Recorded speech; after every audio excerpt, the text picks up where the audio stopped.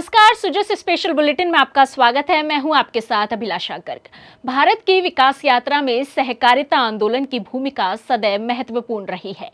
यह आंदोलन न केवल ग्रामीण अर्थव्यवस्था को सशक्त बनाता है, बल्कि समाज में एकता, आत्मनिर्भरता और सामूहिक प्रगति का संदेश भी देता है। इस विचार को मद्देनजर रखते हुए मुख्यमंत्री श्री भजनलाल शर्मा ने 2 अक्टूबर को गांधी जयंती के अवसर पर कॉन्स्टिट्यूशन क्लब में सहकार सदस्यता अभियान का शुभारंभ किया।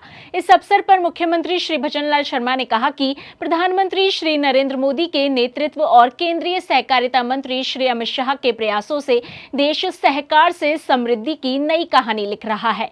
उनके मार्गदर्शन में डबल इंजन की सरकार सहकारिता की शक्ति से प्रदेश की प्रगति को नया आयाम दे रही है। अपने संबोधन में मुख्यमंत्री श्री शर्मा ने कहा कि इस अभियान के माध्यम से विशेष रूप से महिलाओं और युवाओं को जोड़ा जाएगा।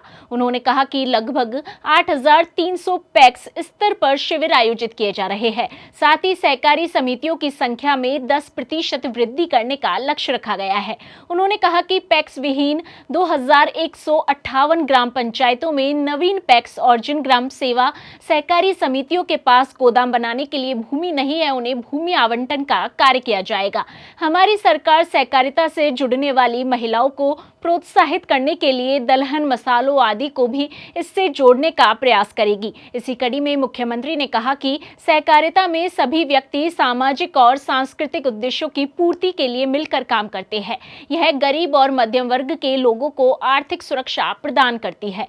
सहकारिता के माध्यम से राजस्थान का गांव-गांव और जन-जन सशक्त हो रहा है। देश सहकार से समृद्धि की जो नई कहानी लिख रहा है, उसका श्रेय देश के यशस्वी प्रधानमंत्री नरेंद्र मोदी जी और केंद्रीय सहकारिता मंत्री श्री अमित शाह जी को जाता है। माननीय प्रधानमंत्री मोदी जी ने जुलाई 2021 में सहकारिता मंत्रालय बनाया। उनके मार्गदर्शन में प्रदेश में हमारी सरकार भी सहकारिता की शक्ति से प्रदेश की प्रगति को नया आयाम प्रदान कर रही है।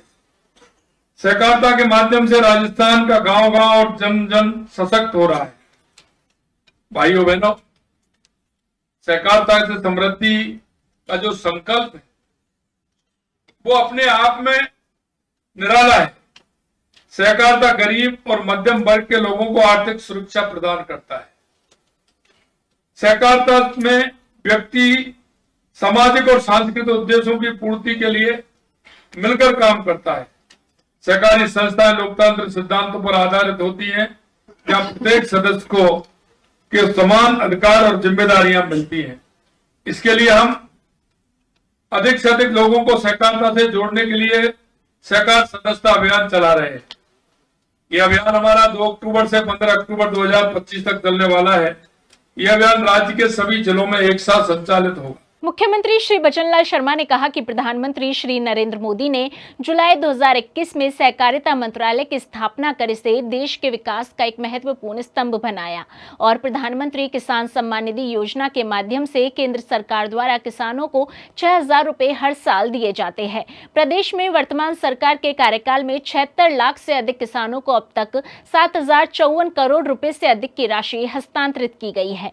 उन्होंने कहा कि राज्य सरकार प्रदेश के किसानों को मुख्यमंत्री किसान सम्मान निधि योजना के तहत अतिरिक्त 3,000 रुपए प्रति वर्ष सम्मान राशि के रूप में प्रदान कर रही है। इसके तहत किसानों को अब तक 1,355 करोड़ रुपए से अधिक की राशि हस्तांतरित की गई है।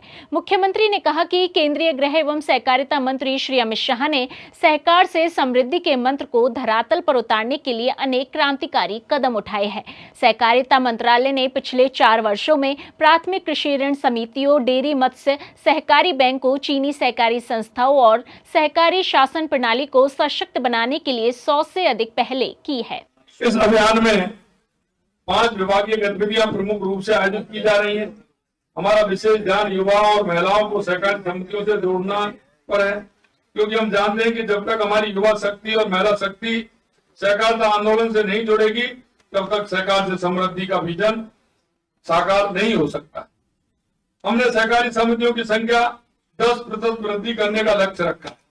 हमने 2,158 ऐसी ग्राम सेवा सहकारी ग्राम पंचायत हैं जो अब तक पैक्स विहीन है, उनमें भी नवीन पैक्स का गठन का लक्ष्य हमने रखा है।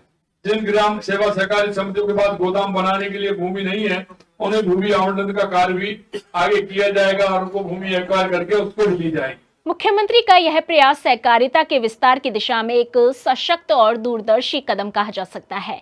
इस अभियान के माध्यम से ग्रामीण क्षेत्रों में नई सहकारी समितियों के गठन को प्रोत्साहन मिलेगा, जिससे समाज के अंतिम छोर पर खड़े व्यक्ति तक आर्थिक लाभ पहुंचाने का मार्ग प्रशस्त होगा। भूमिहीन किसानों को भूमि आवंटन प्रमाण पत्र देकर सरकार ने न केवल उन्हें स्थायी आजीविका का आधार प्रदान किया है, बल्कि ग्रामीण अर्थव्यवस्था को भी नए जोश से सशक्त करने का कार्य किया है। इस पहल से ग्रामीण क्षेत्रों में स्वयं रोजगार के अवसर भी बढ़ेंगे और लोग सामूहिक रूप से विकास की मुख्य धारा में जुड़ सकेंगे। सहकारिता के इस नए अध्याय से न केवल राजस्थान राज्य में समग्र विकास की दिशा में गति आएगी, बल्कि आत्मनिर्भर भारत के लक्ष्य को साकार करने में भी यह कदम एक मजबूत आधारशिला सिद्ध होगा।